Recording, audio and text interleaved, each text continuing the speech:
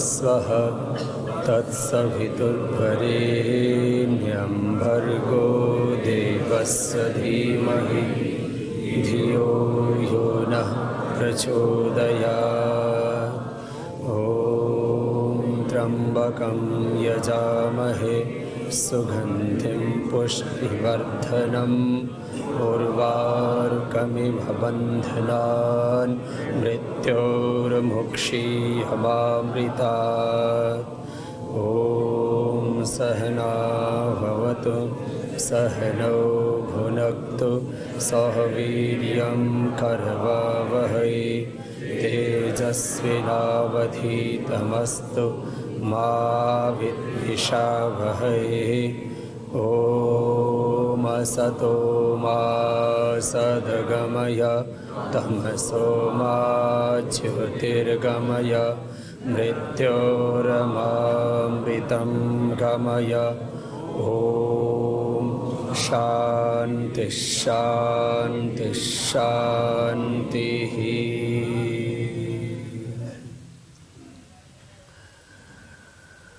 आंखें बंद, मन सहज, मेरुदंड सीधा, दृष्टा भाव से, साक्षी भाव से, संकल्प से देह को शिथिल कर देते हैं। जब हम जागरूक होकर के विवेक पूर्वक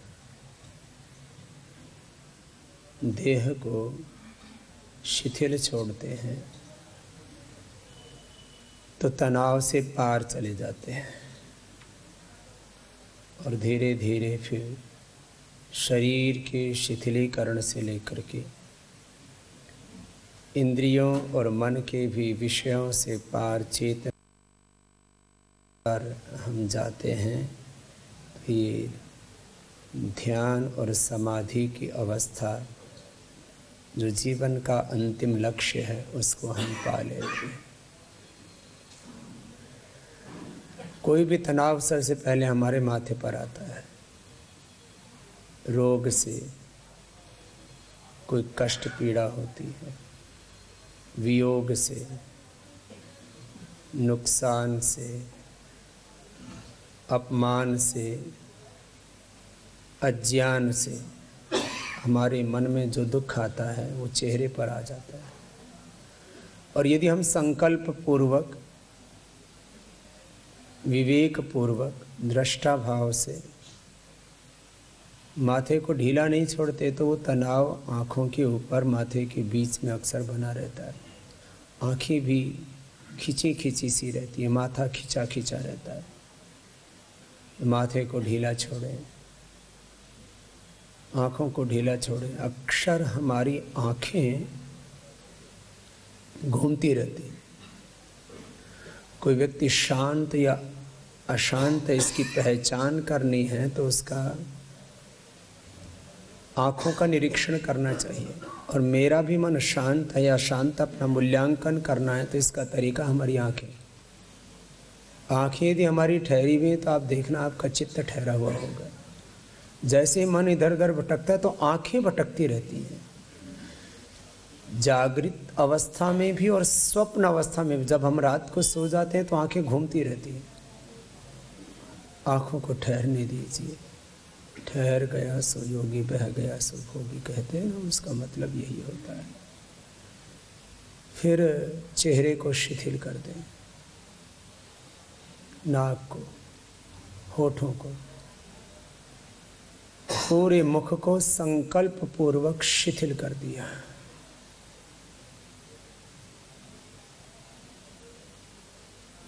लंबे गहरे श्वास सहज चलते रहेंगे। मुखमंडल को शिथिल किया, फिर हृदय मंडल को शिथिल कर देते हैं, दोनों हाथों को शिथिल कर देते हैं संकल्प पूर्वक। उदर मंडल, पूरा शरीर, पूरा देह, पैर सब। और अंत में सांसों पर मन को टिका देते हैं। एक एक अंग को देखते हुए उसको शिथिल करना ये लंबी प्रक्रिया है।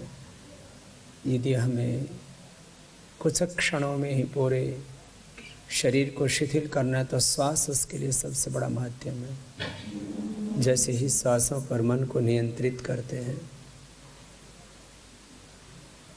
तो हमारे श्वास स्वतः ही दीर्घ और सूक्ष्म हो जाते हैं।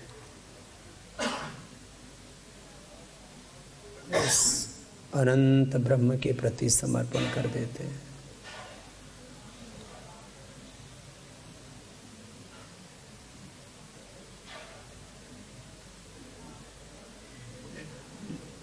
श्वास भरते हैं तब मन ही मन ओम का ध्यान करें।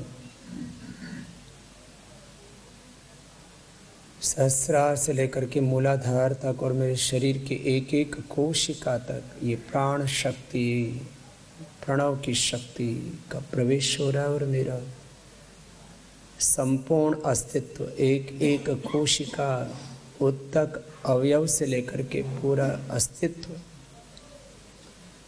मेरा प्राण शक्ति और प्रणव की शक्ति से प्रकाशित हो रहा है। ऐसा अनुभव करना। लंबा गहरा श्वास धीरे धीरे जाता है बिना ध्वनि के और धीरे धीरे बाहर निकलता है।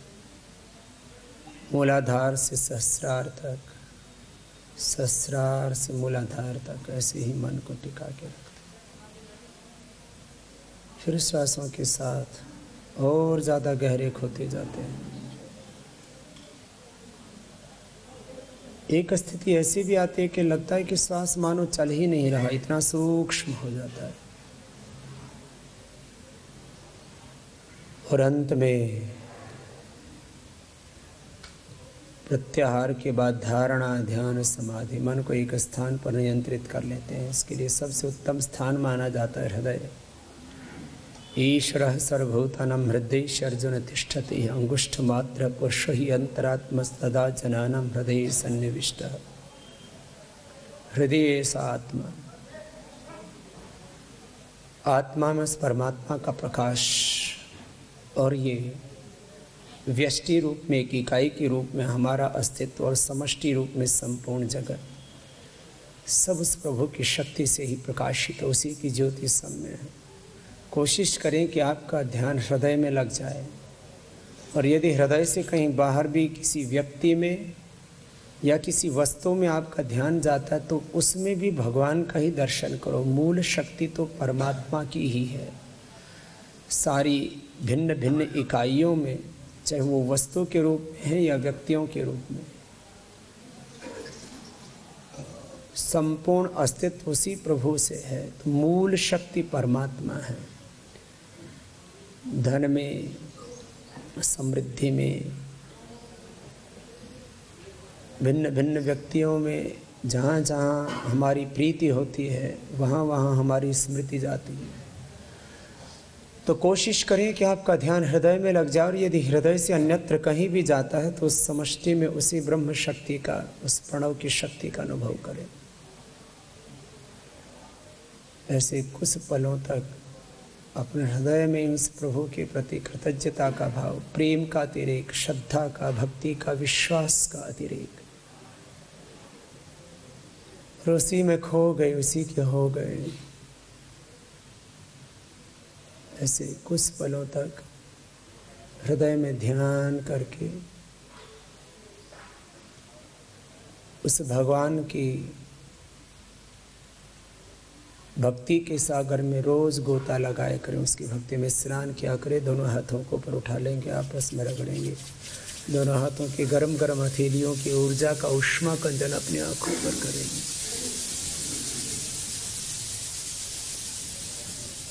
कोई भी काम हम तब करते हैं जब उसकी महिमा हमें पता होती है। ध्यान के बाद थोड़ा सा ध्यान की महिमा के बारे में सोचते हैं। ध्यान क्यों करना? ध्यान करने से अपने को क्या उपलब्ध होगा? यदि इसकी महिमा पता लग जाए तो फिर आप ध्यान रोज करोगे। सबको पैसे की महिमा का पता है तो ईमानदारी से तो कमाते ही हैं, कुछ तो बेईमानी से भी कमा लेते। क्यों? पैसा होगा तो गाड़ी होगी, पैसा होगा तो मकान होगा, पैसा होगा तो दुनिया का सारा ऐश्वर्य होगा, पैसा होगा तो प्रतिष्ठा मिलेगी, पैसा होगा तो अच्छे अच्छे सब साधन होंगे, सब कुछ होगा। पैसे की महिमा सबको पता है, संबंधों की महिमा का भी पता है, पति पत्नी की महिमा, गुरु शिष्य की महिमा, बच्चों की महिमा, मेरा वंश चलेगा, मेरा यश बढ़ेगा। तो जिसकी महिमा का पता होता है हम वो हो जाते हैं। मैं सन्यासी हो गया क्योंकि मुझे सन्यास की महिमा सबसे ऊपर लगी। देखो भाई, जो जिसकी महिमा का विचार करता है ना, तो फिर वो उसी का हो जाता है। तो ध्यान की महिमा क्या है? जिसको राजनीति की महिमा पता है, कोई एमएलए बनना चाहता है, कोई एमपी बनना चाहता है, और मैं कहता हूँ भाई मुझे ना एमएलए बनना है, ना एमपी, ना सीएम, ना पीएम, लेकिन मुझे देश को बनाना है। तो देश की महिमा पता है तो हम देश के लिए करना। तो जिसकी महिमा पता होती है आदमी वो होना चाहता है, बनना चाहता है। किसी को बल की महिमा पता हो ना, तो फिर वो सुबह से शाम तक दंड बैठक लगाएगा, ओह आज तो इतने मोटे हो गए, फिर कल और घी खाऊंगा, दंड बैठक लगाऊंगा, दौड़ लगाऊंगा। बल की महिमा पता होती है तो रोज व्यायाम करता है, अच्छा आहार लेता है। जिस चीज़ की महिमा पता होती है हम वो हो जाते हैं। धनवान हो, बलवान हो, विद्वान हो। हमें व्याकरण शास्त्र की महिमा, वेद शास्त्रों की महिमा जब पता लगी तो व्याकरण शास्त्र, वेद शास्त्र का अध्ययन किया।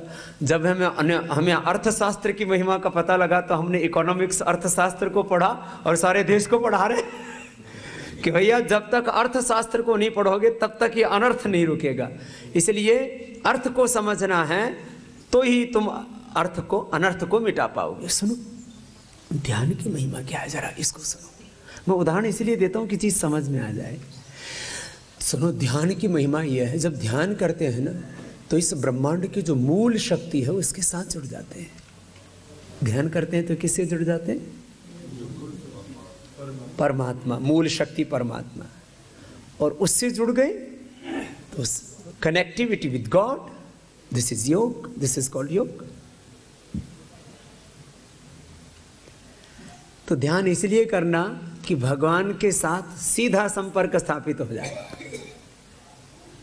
आपका किसी एमएलए से, एमपी से, सीएम से, पीएम से, प्रेसिडेंट से सीधा संबंध हो तो कितने गर्व से रहते हो। अरे तू क्या हो, तेरी क्या औकात है, मेरा सीधा प्रधानमंत्री और राष्ट्रपति से संबंध है। तो भाई तेरा राष्ट्रपति और प्रधानमंत्री से संबंध है तो मेरा भगवान से संबंध है, इसलिए मैं मस्त रहता हूँ। ये सच्ची बात बता रहा हूँ आपको। मैं भगवान से संबंध का यही तो फायदा है। ये महिमा है इसकी। तो भगवान से अपना यार वो है, अपना मित्र वो है, अपना पिता माता वो है, और संपत्ति देखो। कुछ लोगों को तो पतंजलि योग पीठ वाली हजम नहीं हो रही कि ये पतंजलि योग पीठ को इतना दान क्यों दे दिया। अरे मैंने कहा ये तो थोड़ा सा पता लगा है, मैं भगवान का बेटा हूँ। मैं क्या हूँ? भगवान का। और आप सब भी वही हो। और बाप की संपत्ति का अधिकारी कौन होता है? बोलो। उसका योग्य बेटा। थोड़ा और जोड़ दो। कई बार क्या होता है, बाप का यदि योग्य बेटा ना हो तो बाप जो है ना एप्लीकेशन लिखवा देता है, थाने में, कोर्ट में लिख करके दे देता है, मेरा इससे कोई संबंध, ये मेरा उत्तराधिकारी होने के योग्य नहीं और मेरी इस संपत्ति का इसको कोई अधिकार प्राप्त, तो वो वंचित कर सकता है उसको, है ना। खैर कानून में भी है। तो भगवान के जो योग्य बेटा बेटियां होते हैं उनको भगवान का सारा ऐश्वर्य मिलता है। तो मुझे जो मिला है भौतिक जगत में सेवा के लिए, ये तो उसका एक अंश है। सारा भगवान का ऐश्वर्य मेरा है क्योंकि मैं भगवान का बेटा हूं, उसका सुपात्र बेटा होना चाहिए। हाँ, तो इतना, ये अपने आनंद का विषय है। लोग कहते बाबा आप इतने खुश क्यों रहते हो? मैं तो भगवान का बेटा होकर के मैं खुशी ना रहूं। कोई राष्ट्रपति प्रधानमंत्री का बेटा मानता तो कितना खुश रहता। किसी को सोना मिल जाए तो खुश, किसी को चांदी मिल जाए तो खुश, किसी को कोई पति मिल जाए तो खुश, पत्नी मिल जाए तो खुश, कोई बच्चा मिल जाए तो खुश। मेरे को भगवान मिल गया तो सारी स्त्रियां उसी ने बनाई तो मैंने शादी ही नहीं की। जब मेरे को भगवान मिल गया तो मैं किससे शादी करूं? जिसने सारी दुनिया की स्त्रियां बनाई उस भगवान से मेरी हो गई सगाई। उससे हो गया ब्याह। उसका मैं हो गया, उसने मेरा वर्ण कर लिया, अब मैंने उसका वर्ण कर लिया, तो फिर दूसरे के गले में वरमाला क्या पहना नहीं।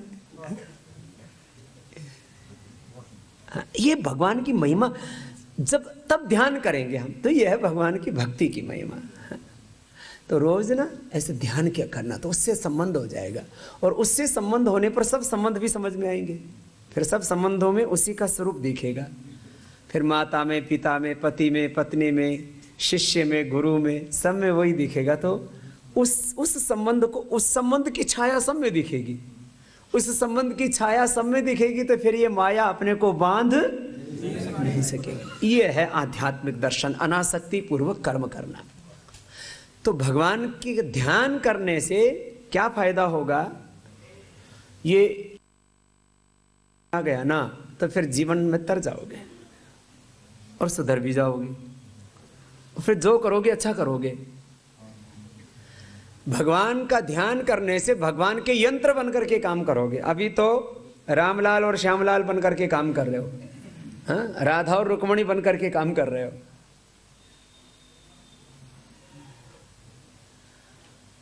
जब भगवान के यंत्र बन गए तो फिर मैं काम नहीं कर रहा हूं, निमित्त मात्रम भव सव्य साचिन, फिर निमित्त मात्र होकर के काम करेंगे तो कितना आनंद है। तो ध्यान करने से हम भगवान के यंत्र बनकर के काम करने लगते हैं। फिर ध्यान तो होगा 1 घंटे का, और 23 घंटा उसी के यंत्र बनकर के काम करेंगे। उसी में सोना, उसी में जागना, उसी में देखना, उसी में सुनना, उसी में सब कुछ करना। फिर अगली बात, ध्यान करने से मस्तिष्क ईश्वरीय ज्ञान से युक्त हो जाता है, अर्थात हमारी प्रज्ञा का विकास होता है, मेधा का विकास होता है। या मेधाम देवगण पितरश्च उपासते तया मां मध्य मेधयाग्नि मेधा विनम करो। तो ध्यान करने से मस्तिष्क ईश्वरीय ज्ञान से युक्त हो जाता है, माने उसके ज्ञान के द्वार खुल जाते हैं, उसके भीतर के वेद के द्वार खुल जाते हैं। एक बाहर का वेद, एक भीतर का वेद। जब पहले मैंने बाहर का वेद पढ़ा तो वेद में ये लिखा हुआ कि सारे वेद तो भीतर हैं। मैंने पहले व्याकरण शास्त्र फिर वेद शास्त्र पढ़ा, पर बचपन में पढ़ा तो मैंने मनोविज्ञान और शिव संकल्प एक पुस्तक स्वामी आत्मानंद जी महाराज जी की थी, तो मैंने बचपन में पढ़ी थी जब मैं 9-10 साल का था। उसमें लिखा हुआ था सब वेद भीतर है। तो पहले तो मेरी वेद पढ़ने की इच्छा हुई कि वो वेद क्या है जो भीतर है, और जब वेद में पढ़ा तो कहा कि भाई वेद तो भीतर ही है। तो मैंने सोचा ये तो फिर वो भीतर के वेद किससे खुलते हैं, तो योग से खुलते हैं। तो फिर योग किया, पहले व्याकरण शास्त्र पढ़ा, फिर वेद शास्त्र, फिर योग शास्त्र। फिर जब अच्छा भी ज्ञान, ये ध्यान करने से क्या खुल गए, ज्ञान के चक्षु खुल गए, हृदय प्रेम से युक्त हो गया, हाथों में सामर्थ्य आ जाएगा। भगवान का ध्यान करने से हम भगवान के रूप हो जाते हैं। हमारे माध्यम से कौन काम करने लगते हैं, भगवान। अच्छा, तो फिर इसलिए ध्यान करने वाला कभी ऐसे पड़ा नहीं रहता आलसी बन करके, अकर्मण्य होकर के। तो ध्यान करने वाला कैसा होगा, ध्यान करने वाला भगवान का प्रतिनिधि बन करके, प्रतिरूप बन करके, उसका पुत्र बन करके, उसकी पुत्री बन करके उसका काम करेगा। यह है ध्यान का फल। कुछ लोग कहते भाई वो तो ध्यान करने लग गया, वो तो समाधि लगा लिया, वो किसी काम का तो बाबा हो गया, किसी काम का नहीं। जो वास्तव में योगी हो गया वो सबके काम का है, और भोगी किसी के काम का नहीं, वो भोगता है। तो योगी तो भोगता है, स्त्री को भोगेगा, पुरुष को भोगेगा, कोई भी स्त्री पुरुष एक दूसरे को भोगेंगे, वस्तुओं को भोगेंगे कि मेरे लिए क्या है, मेरे लिए क्या है। योगी कहता है मेरे लिए क्या है, मैं इसको सोचना ही नहीं। ये तो प्रकृति के विधान से पूरी हो जाती है। वही सोचता है मैं क्या करूं सबके लिए, समष्टि के लिए। तो उसमें क्या भाव आ जाएगा, योगी के अंदर कृतज्ञता का भाव आ जाएगा। आज मैं अपने सारे भाइयों बहनों से कह रहा था प्रभात में, पूरे जीवन को, योग को, अध्यात्म को, धर्म को, संस्कृति को, सारे संबंधों को, सारे जगत को, जीवन को एक शब्द में कहें तो वो क्या है, कृतज्ञता। क्या है, तो भगवान की भक्ति करने से कृतज्ञता आती है। उसकी स्तुति, प्रार्थना, उपासना, धर्म, अध्यात्म सबको एक शब्द में बोल रहा हूं। भगवान की भक्ति करने से कृतज्ञता का भाव होता है, और जो कृतज्ञ होता है वो सारे जीवन को ठीक से जी लेता है। तो योग ध्यान करने से किसका भाव बढ़ेगा, कृतज्ञता। आप सेवा क्यों कर रहे हो, क्योंकि आपके मन में कृतज्ञता है। किसके प्रति, राष्ट्र के प्रति, धर्म के प्रति, गुरु के प्रति, संपूर्ण ब्रह्मांड के प्रति, सारे अस्तित्व के प्रति। एक हमारा अस्तित्व है और हमारा अस्तित्व अपने से है क्या? हमारा अस्तित्व पेड़ पौधों से है, धरती से है, वायु से है, सूर्य से है, चंद्रमा से। एक हमारा अस्तित्व, एक ही सह अस्तित्व, उसकी वजह से हमारा अस्तित्व है। तो आप सब में क्या भाव है कि हमें सेवा करनी है? क्यों? इस ब्रह्मांड के हम पर बहुत उपकार हैं, देश के हम पर बहुत उपकार हैं, इस पूरी समष्टि के हम पर बहुत उपकार हैं। एक एक कोशिका उपकृत है इस संपूर्ण ब्रह्मांड के उपकारों से। मैं भी इसीलिए सेवा कर रहा हूँ। मुझे क्या पाना है? मैंने कहा ना मुझे एमएलए बनना, ना एमपी, ना सीएम, ना पीएम। ने तो भौतिक जगत की बात कह दी। ना मैंने आज तक 1 इंच जमीन रजिस्ट्री कराई, ना 1 रुपए का बैंक बैलेंस, ना आगे कराऊंगा। जमीन पर सोता हूँ, ये तो ऊपर इसलिए बैठना पड़ता है आप लोग ठीक से देख पाओ मुझे, नहीं तो मुझे ऊपर बैठने का शौक नहीं, गद्दों पर लेटने का शौक नहीं, कुछ पहनने का शौक नहीं। जो जैसा दे दे वैसे पहन लेते हैं। हमारे गुरु जी कहते थे वह जो मांग के खाता है मान के चलता है वो जीवन में सुखी रहता है। तो भाई मांग के लिए खा लिया, जो भूख लगी तो। और भाई जो गुरुओं ने बोला है, जो ऋषियों ने कहा है, संस्कृतेन गमेह माश्रुतेन विराधसी, वेदानुकूल आचरण करना है, धर्मानुकूल आचरण करना है, बस ऐसे रीत है। तो कृतज्ञता का भाव आएगा ध्यान करने से। ध्यान करने से तुम दुनिया में सबसे बड़े, तुम्हें सक्सेस होना है ना लाइफ में, सबसे ज्यादा लोकप्रिय होना है। आप चाहते हो ना सारी दुनिया आपको जाने? सभी तो चाहते हैं ना सारी दुनिया आपको पहचाने, तो कितना अच्छा लगता है ना। जहां भी आप जाओ हजारों लोग, अरे अब जैसे हम जहां से भी गुजरते हैं, ओ बाबा रामदेव। अब गाड़ी कहीं से गुजरी, छोटा बच्चा भी, आदिवासी वनवासी, हमको अच्छा बोल, ये तो देखो वो एक अलग भाव में आ जाते हैं। हमें कभी ऐसे नहीं लगता कि सारी दुनिया हमको जानती है। लेकिन एक बात तो आती है, लोग ऐसा चाहते हैं कि हम सारी दुनिया हमको जाने। अब जिसमें कहीं यूके, यूएसए, कनाडा में, यूरोप गया, पूर्व में जापान से लेकर के, चीन से लेकर के, इधर पूरे यूरोप से लेकर के, अमेरिका से लेकर के, पूर्व पश्चिम उत्तर दक्षिण लगभग सभी दुनिया में गया। तो जहाँ भी जाओ, अरे बाबा रामदेव, कुछ इसको बाबा रामदेव। और कहीं विदेशी लोग कुछ ज़्यादा भी ना जानते तो अभी मैक्सिमम लोग अब जाने लगे। क्या? मुझे देखते ही मैंने कहा ठीक है। फिर कुछ जैसे कोई अंग्रेज लोग ना बड़े इस मामले में थोड़े जोली होते हैं, तो वो देखते ही तो अभी मैं एयरपोर्ट पर खड़ा था तो नाइजीरिया से लोग आए हुए थे। You are Baba Ramdev. मैंने कहा आप कैसे जानते हो? You are doing this. मैंने कहा what is this? I don't know, you are doing this, this is very fine exercise. तो वो मुसलमान है सब, लेकिन बोले, मैंने कहा कहाँ देखा आपने? वी आर लुकिंग आस्था। आस्था बाहर भी आता है तो वहां पर बहुत देखते हैं, उसमें कई प्रोग्राम, उनको जो पसंद आता देख लेते। खैर, आप दुनिया में चाहते हो ना, ये दुनिया में आदमी चाहता क्या? वो सारा काम तो तुम्हें ध्यान से मिलेगा। कुछ सोचते ध्यान तो निठल्ले लोगों का काम है, जिनको कुछ नहीं करना, आंख मीच करके बैठ जाओ।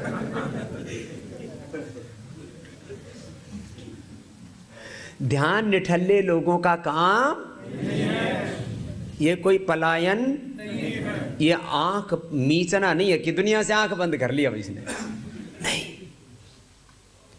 योग ध्यान करोगे तो सारी दुनिया आपको पहचानेगी। क्यों? आप इतना बड़ा काम करोगे कि सारी दुनिया आपको काम से पहचानेगी। ध्यान करने वाला कभी छोटा काम, बड़ा ही काम करेगा। उसका ज्ञान बड़ा होगा, उसकी भक्ति बड़ी होगी, उसका प्रेम बड़ा होगा, उसके कर्म बड़े होंगे, तो वो दुनिया में सबसे ज़्यादा प्रसिद्ध होगा वो आदमी। चलो उदाहरण, मैं दूसरों की बात नहीं करता, मैं और आत्मश्लाघा के लिए भी नहीं कहता। मुझे सारी दुनिया जानती है तो किससे जानती है? योग और ध्यान से ही तो जानती है। आज मैं जो भी काम कर पाया किसके बल पर किया? योग के बल पर। आज इतना बड़ा संगठन खड़ा हुआ किसके बल पर? आज सिंहासन हिल रहे हैं तो किसके बल पर? आज कोई आगे सिंहासन पर बैठेगा तो किसके बल पर? ये सच्ची। इसलिए अब एजेंडा भी क्या है हमारा आगे का? योग महोत्सव 23 मार्च शहीदी दिवस रविवार 2014। योग पृष्ठभूमि बनेगा और 2014 का जो धर्म युद्ध है वो योग के बल पर ही जीता जाए, योग और अध्यात्म के बल पर।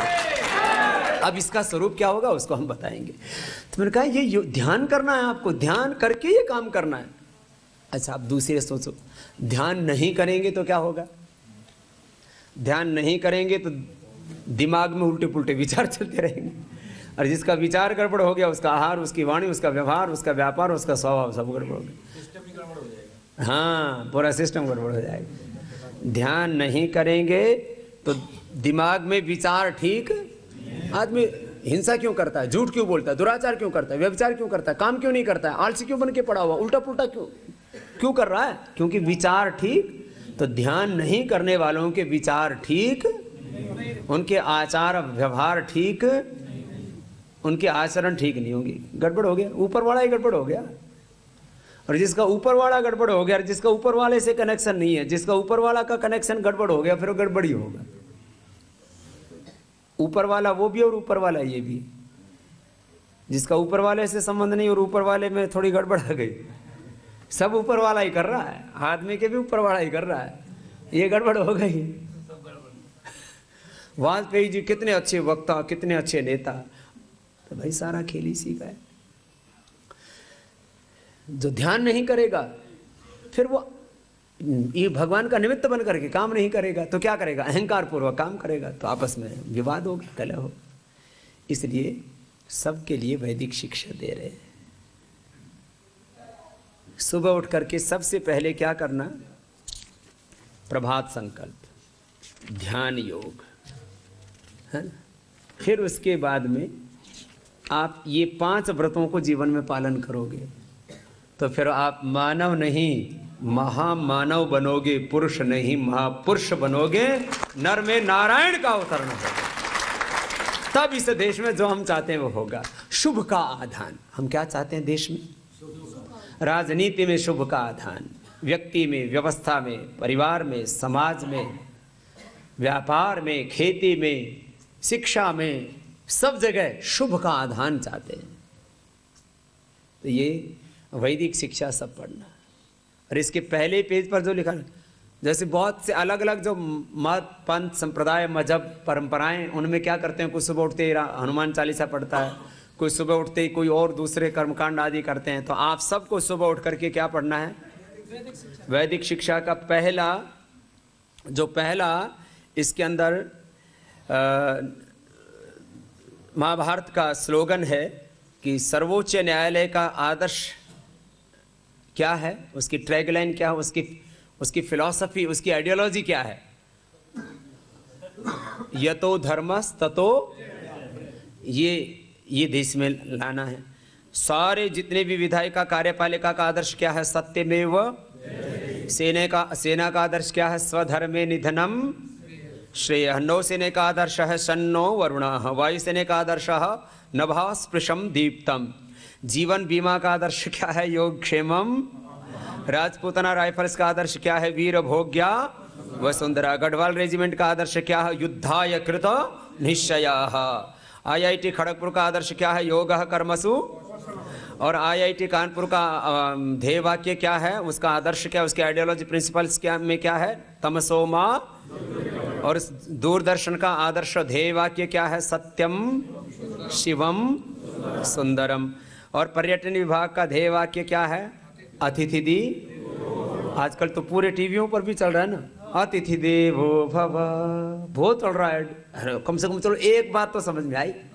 हाँ चलो, हाँ पैसा कमाने के लिए है वो, कि सारे लोग हमारे आए हैं, हम अतिथियों को देवताओं की तरह मानते हैं। दूरभाष का ध्येय वाक्य क्या है? अहर्निशम सेवामहे। शिक्षण संस्थाओं का ध्येय वाक्य क्या होता है अक्सर? सा विद्या या विमुक्तये, या नहीं जाने न सदृशम पवित्रम इह। इतनी बात पढ़ ली तो आपका माइंड की फ्रीक्वेंसी कैसी हो जाएगी? पॉजिटिव। और जिसका देखो 2 ही चेतना होती है, एक निम्न चेतना, एक फिर उच्च चेतना में रहोगे तो जीवन में कभी गलत काम नहीं, सीधी सी बात है। फिर ये प्रभात संकल्प कर लेना है ना। एक एक वाक्य इसका, मैंने कहा ना, मानव को महामानव बनाने वाला है, पुरुष को महापुरुष बनाने वाला है, नर में नारायण का अवतरण करने वाला है। एक एक वाक्य पढ़ो।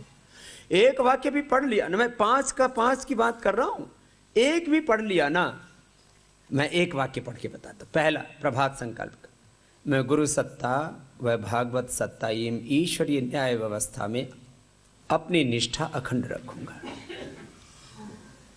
मैं गुरु सत्ता व शाश्वत के एक आदर्श प्रतिनिधि के अनुरूप ही अपना संपूर्ण व्यवहार व आचरण करूंगा। मैं 24 घंटा ब्रह्म भाव में रहूंगा। मैं सब संबंधों में ब्रह्म संबंध, सब रूपों में ब्रह्म रूप का तथा सब संबंधों में ब्रह्म सुख का अनुभव करूंगा।